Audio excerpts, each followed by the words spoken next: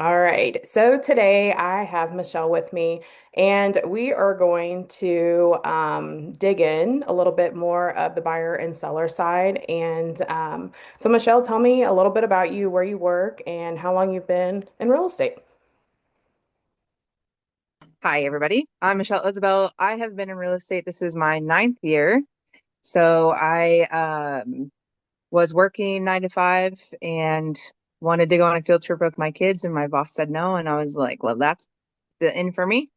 So I decided to pick up real estate. Have I gone on field trips since I've done real estate? No, because now I'm too busy. But I'm That's so available. funny.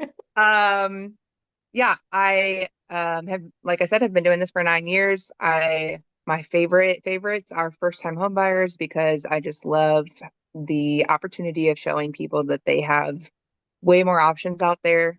And also then I get them for life because again, I love sticking with my clients. A lot of my clients turn into friends, and so I really love having that opportunity to help them through this whole process. I love that. I love that. What is it that when you first start, like even a buyer consultation with a first-time home buyer, like what does it look like to you? Like what do you work through in a process to um, make them kind of feel vulnerable and be able to use you without hesitation? Yeah.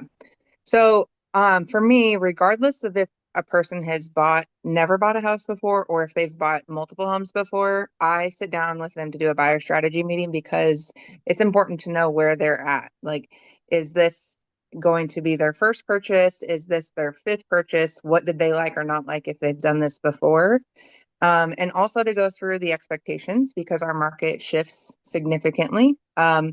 My buyer consultations in 2020 look different than they do today because there's different expectations. So regardless, I sit down and do a buyer's consultation with every single client, and I do that because that 1.5 hours with them at the very beginning of this whole process saves us multiple hours across the time that we're together.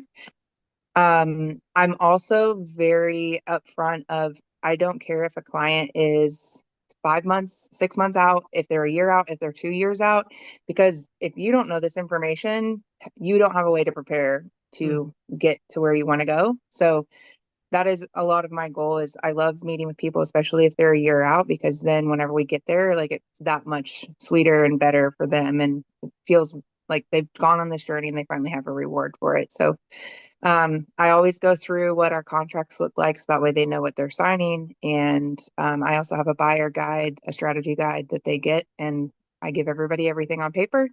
And I tell them my strategy guide is to put on your nightstand because there will be one night that you're going to wake up during this process and be like, I don't know where we're at. Yeah. And you'll be able to flip right to that page and be like, okay, got it. And then we can move on from there. So it just Yeah. gives them a little bit extra peace of mind without having to like feel like a burden of Mhm. texting or calling all the time. So, Yeah, I agree with that. I think even just making sure that they don't feel, like you said, a burden when they have a question or whatever. And those nights do come. I remember yep, buying my first house and you don't know what you don't know. And right. then when somebody says something to you, you're like, oh, I have no idea. Let me ask somebody. And so when you're nurturing that relationship with them, I think that is very crucial when that agent's able to pick up the phone like you are and answer all those questions for them. So that's awesome.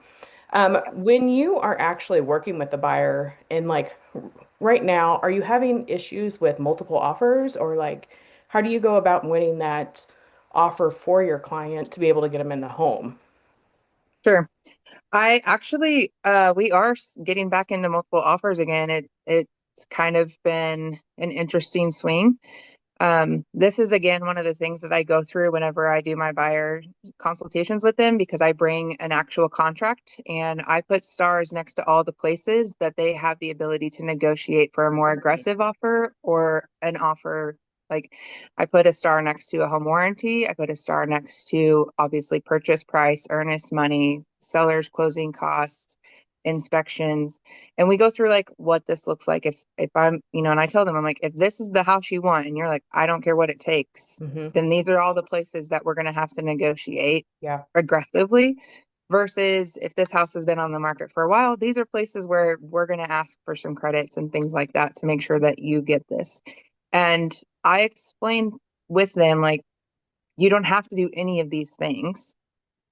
At the end of the day, Hmm. we want you to have the best offer available. However, if this is like the one, I need you to know up front, here are all the options that you have and ways that we can be the most aggressive in order for you to win a deal. I like that. I've not met an agent that actually goes through the parts of a contract with a client and tells them like these are key parts that we can negotiate on. I think it's just kind of more of like an A through Z. We're just going to go through the contract and not a big deal. Um, but sitting down with them and making sure that they know, like inspections. Some people don't even have to Mhm. do them, or you do them and that's your negotiation price point or whatever you want to do. And I think a lot of people realize now, especially with like the term rate, um, Mhm. you go into this home wanting it and you go in, the inspections are not as good as you want, and you're able to negotiate that price point, well, you can negotiate it and take that money and buy down the rate. Like there's all kinds of different solutions. So I like that. What do you think on the seller side that they're having issues with?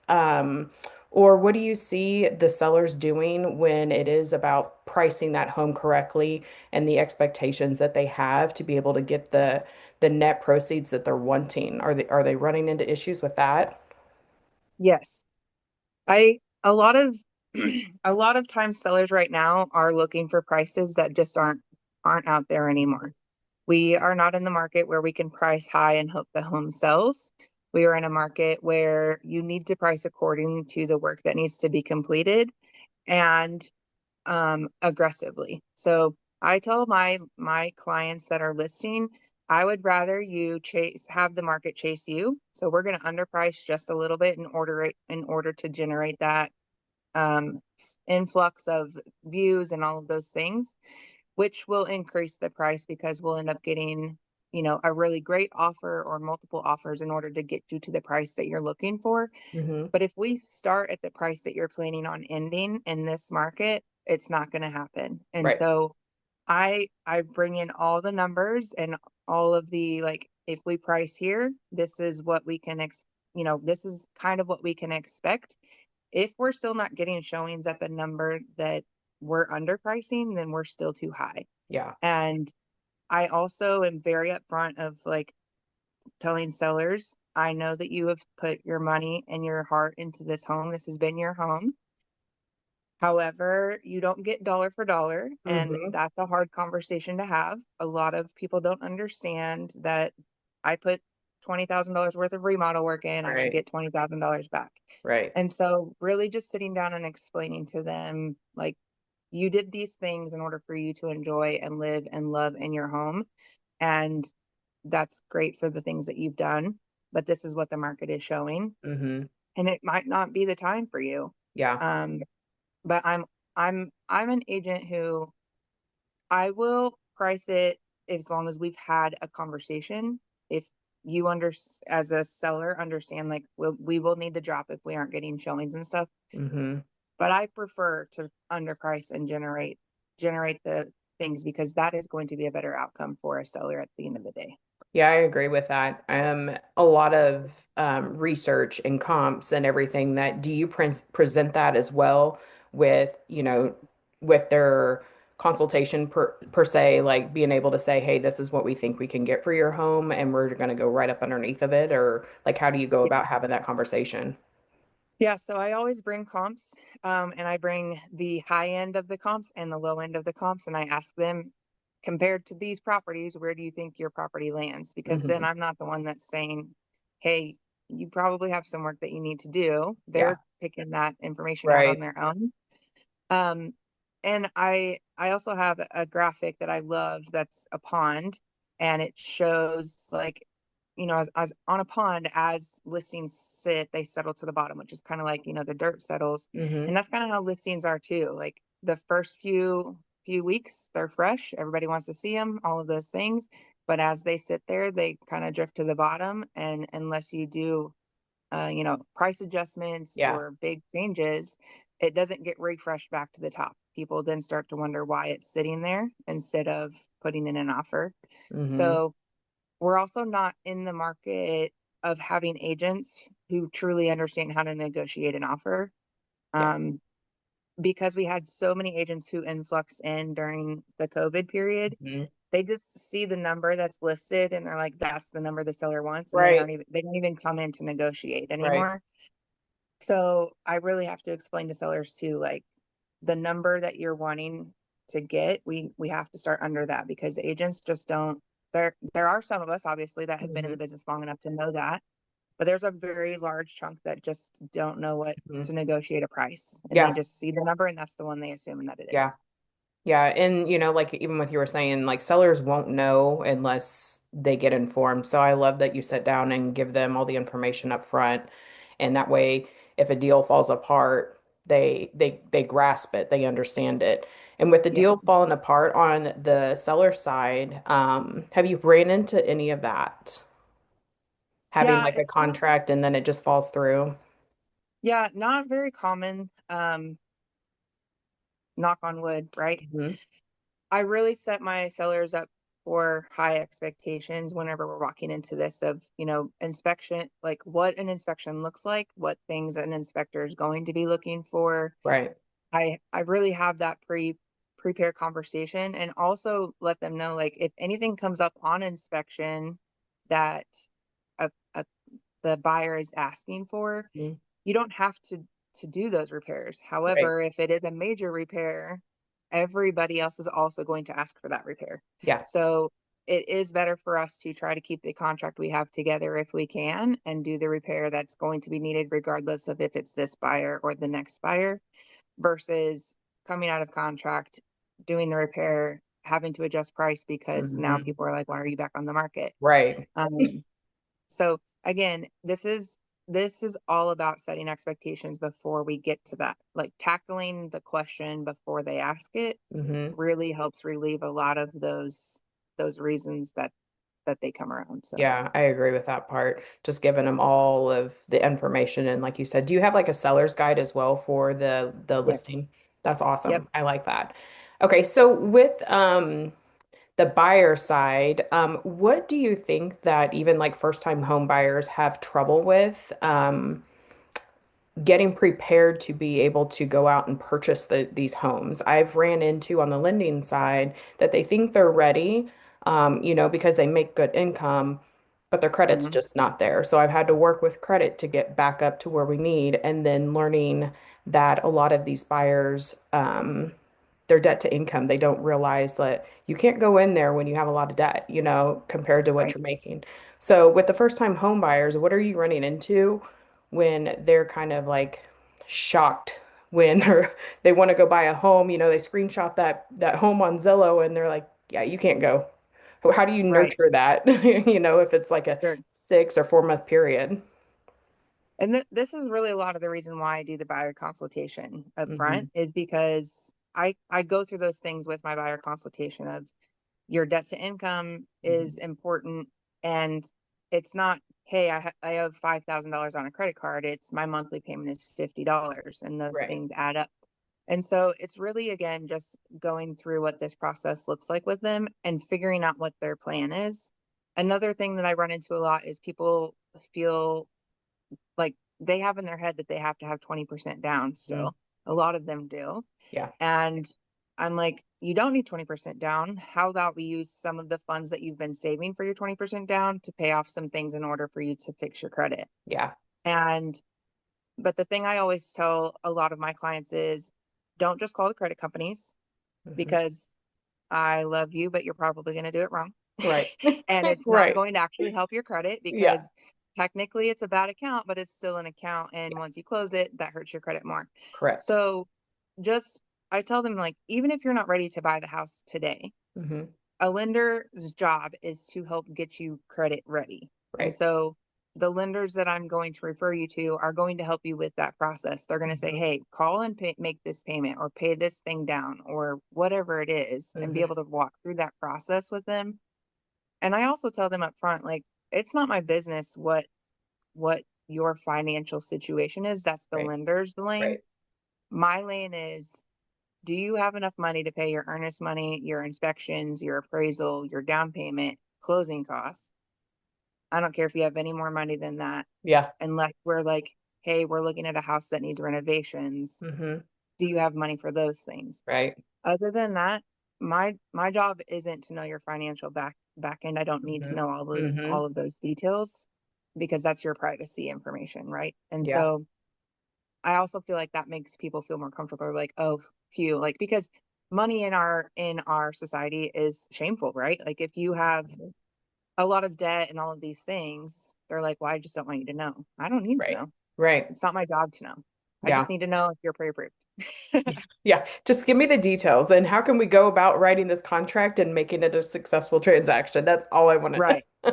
Yeah, Yes. I agree with that. I think a lot of the communication between the lender and the agent too is like working on the back end. I'm even working with a couple of agents now that, they're like, okay, but what if we do this? And can we get Mhm. closing pay? Like just tweaking all the numbers and stuff. So that it's good to communicate on that end and not feel like we have to go through these clients is harsh, I guess, and Yeah. making like it's such a burden or, like they're worrying like nonstop. Like I want to be able to take that from them. But with us talking about the lending part, how does choosing the right lender change anything for you as an agent, and picking those? I know a lot of people say, well, I only have one preferred lender. Well, what if you use multiple ones and you're able to connect and match these, personalities together or the Mhm. communication? Like, how do you go about picking the right lender for the right client? Woo, girl. For me, and I I always have a list of preferred lenders that Hmm. I work with. Obviously, I am very heavy in the LGBT community, Yeah. and LGBT community is very specific to support people within the LGBT community. Right. Um, so making sure that I have lenders and people that are in that space. Hmm. Um, we don't have a lot of lenders who are specifically in the community, but we have a lot of lenders who are allies. And so making sure that Hmm. my clients know that my lenders are specifically know my clientele base and Right. that they're going to be Right. comfortable with them. A lot of our trans friends don't their legal names don't match the names that they go Hmm. by, and so Hmm. explaining to them like whenever you apply, we have to use your legal name, Right. but my lenders know that they will call you by the name that you're preferred, and we just Right. know on Right. paperwork it's Out of this. So respect. Yeah. Hmm. yes. So for me, it's really important. And I tell my clients, like, for the most part, across the board, most lenders are going to have the same fees, the same interest rates. They're all going Right. to be the same. What's going to be important is who you connect with. I said, Right. because they're going to ask you for the same paperwork 100 times. I Yeah. said, the best thing for you to do is just to create a folder in your inbox. And every Hmm. time you send it to them, you put that in a folder because they're going to Yeah. ask you for it again and again. Yeah. I said, so what I want you to do is to connect with somebody that you have an easy time talking with, Hmm. that they explain things in a way that you understand. I have some clients who are high bullet point people and just want the bare minimum, and I have Hmm. other people who want all of the details. Yeah. And I tell them whenever I refer them to lenders, I'm like, this one does it this way, this one does it this way, this one Hmm. has programs for this. Like, Hmm. yes, each lender has a different thing available for the clientele base that I work with. Yeah. And it's really important for like I it's really important for clients to understand that a lender matters because closing on time matters, Hmm. closing like numbers matter, Hmm. how to take care of things, how to Hmm. communicate. Hmm. Um, if I as an agent am calling a lender and asking where are we at on closing, Yeah. are we, what are we doing?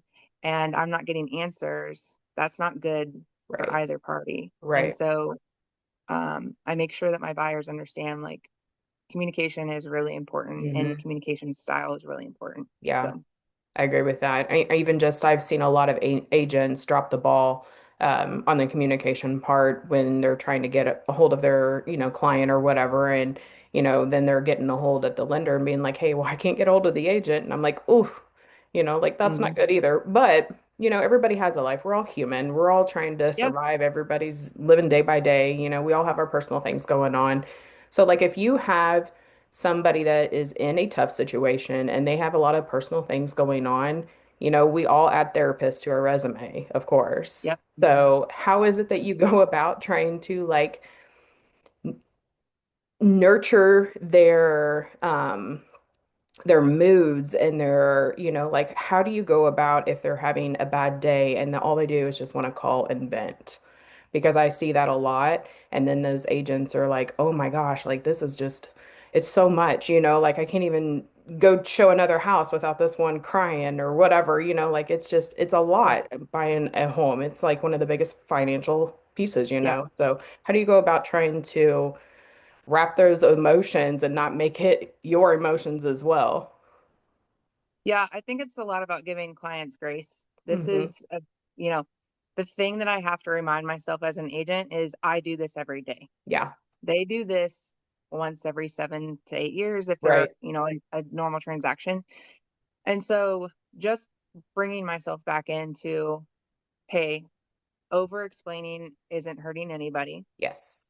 Staying calm, not Hmm. not getting up to the height, and just letting them vent. Sometimes they just Yeah. need to say the shit out loud. Oh, Yeah. sorry. Nope, you're good. You're Sometimes they good. just need to say this stuff out loud. Yeah, And yeah. once they say it, they're like, oh, I feel better. I just needed Yeah. to say it out loud. Yeah, yeah.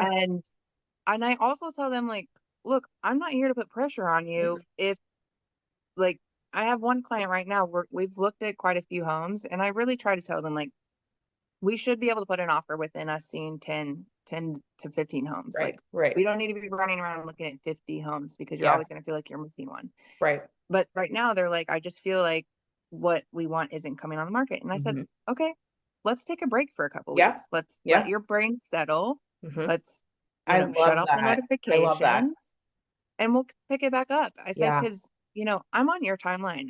right. I'm not, do I get a compensation for this? Yes, this is my job. This is what Yep. I do. Yep. But I am not sitting here starving, waiting for a paycheck. Yeah, That's not my goal. My yeah. goal is for you to be happy and Mhm. enjoy this process. And if that's not what's happening right now, we're going to take a break and Yeah, that's okay. yeah. I love that, not being so pushy. And I've ran into a couple of that as well on the lending side where they're like, oh my gosh, like they're pushing me to come buy this house or put a contract. And it's like, breathe, Mm-mm. just breathe. Yeah. If you don't want it, that's okay. Just tell Yeah. them it's okay. And then having those conversations up front, like you said, from the very get-go, I think makes this smoother transaction all across the board. 100%. And if you don't have those, then it's kind of like, all right, now you're going to roll into all kinds of dominoes that are just going to be a headache. But Yep.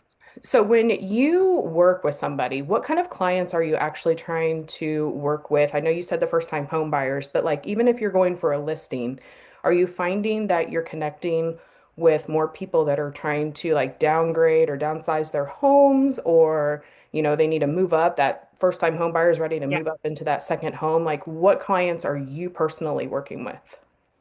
Usually the move ups, Hmm. um, from their first purchase to their second purchase, is usually the realm that I'm running in Yeah. for the most part. Um, and it again, it just kind of depends. Like I have Hmm. quite a few right now who are selling to move out Hmm. of state or out of Okay. country or whatever they're or to rent because they're the world just kind of feels unstable for them and they just rather have the ability to leave if they need to. Right.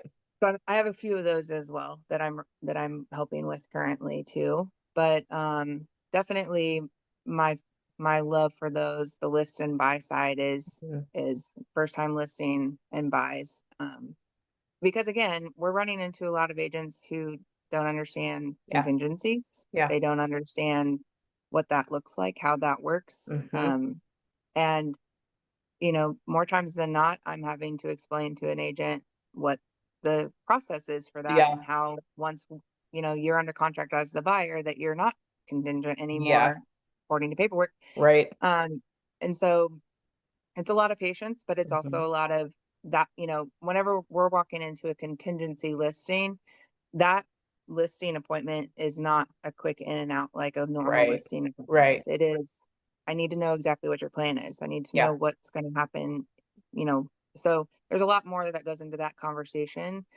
Again, to set expectations up front of what this process looks like, because it's a lot Mhm. more tedious whenever you're doing Yeah. a move up versus, Yeah. oh, I moved out and it's fine and you can have Right. whatever access you Right. want. Yeah, I like that because a lot of the times, like somebody's trying, it's just a domino effect and Hmm. the contingencies are just, they're brutal. Yeah, to be Yeah. honest, it's a lot of detailed work that people don't realize that goes into the agent side and the lending side that we just got to make it a smooth transaction as possible. But sometimes that just doesn't happen. But, Yeah. so with all of this being said, we can wrap it up. And I just want to let everybody know how they can reach out to you, and if they have any questions, or Yeah. if you have referral partners that aren't in the state of Missouri or Kansas or whatever, since you're starting to build your referral base. So how can they get a hold of you and see if they can use you as an agent? Yeah. All over the place. Right? Um, TikTok, I am everywhere. on Facebook, I'm on Instagram, I'm on TikTok. TikTok has been a lot more of my realm lately because Yeah. I'm just having fun with the not so uh upfront professionalism, I Right. guess. Right. It's Um, just more of a laid back atmosphere. yeah, Yeah. I'm definitely a gym person, and so like I record a lot of my videos at the gym and I tie love them it. into real estate, and because that's who I am. I want Yeah. people to connect with me because of who I am authentically, Yeah.